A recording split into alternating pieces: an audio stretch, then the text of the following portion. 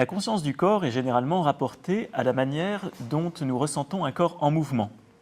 Nous avons l'impression que lorsque nous disons avoir conscience de notre corps, nous le maîtrisons dans la mesure où nous sentons son mouvement articulatoire, nous sentons la contraction musculaire ou son relâchement, pas forcément dans un mouvement rapide, ça peut être dans un mouvement très lent, coordonné, qui nous permet de mieux sentir l'entièreté de ce que nous sommes. D'où ma première question, est-ce que toi-même, qui ne bouge pas musculairement, est-ce que tu sens ton corps? Je sens parfaitement mon corps, c'est-à-dire que je sens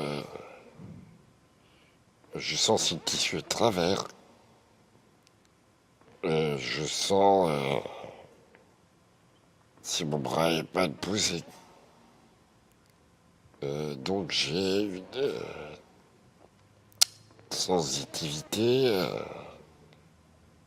une sensibilité cutanée et corporelle très importante. Ce qui est très différent de ce que décrivent par exemple des blessés médulaires dont la moelle a été sectionnée à la suite d'un accident et qui ont un corps comme coupé en deux, avec une partie sensible dans le haut du corps et une partie devenue insensible en dessous de la lésion. Moi, c'est complètement le contraire. Je suis sensible de la tête aux pieds. Et de la même façon que moi, je me représente où sont mes pieds, où sont mes jambes, sans avoir à les regarder, tu disais à l'instant que tu peux te représenter mentalement comment ton corps est disposé. Tu n'as pas besoin de pouvoir le mouvoir. Oui, oui. Et ce dont je me suis aperçu lorsqu'on a discuté ensemble, c'est que tu avais aussi la capacité de ressentir finement ton corps, à savoir avoir une sensation de l'os et pas seulement une sensation articulaire. Sensation de l'os, nous l'avons, nous, quand nous avons une fracture. Je dis nous, nous valide. Mais il y a d'autres sensations que articulaires, musculaires, la sensation de l'os, la sensation viscérale. Tu peux par exemple très nettement sentir tes viscères, là où moi c'est quelque chose de beaucoup plus diffus. J'ai l'impression d'avoir une intériorité, mais si je n'ai pas mal au ventre, si je n'ai pas de problème de digestion, la sensation que j'ai de mes viscères est relativement floue, vague. Et j'ai compris en discutant avec toi que c'est quelque chose que tout un chacun pourrait développer. Une conscience du corps affinée. En fait,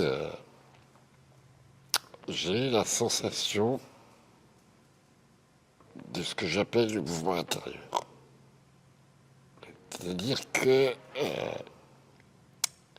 pour des raisons de confort, pour des raisons de survie, entre guillemets, j'ai appris à être à l'écoute de mon corps. Parce que quand on est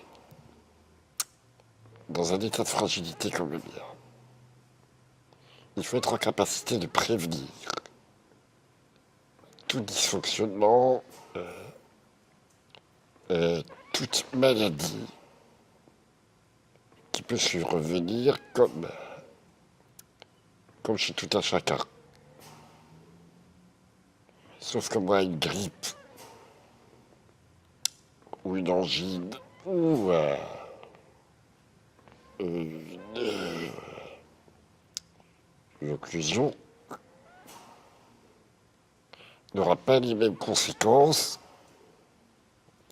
que sur une personne valide qui a une constitution physique forte. Donc, depuis l'enfance, j'ai appris à être à l'écoute de mon intériorité, à être à l'écoute de mes organes, à être à l'écoute de ma corporalité.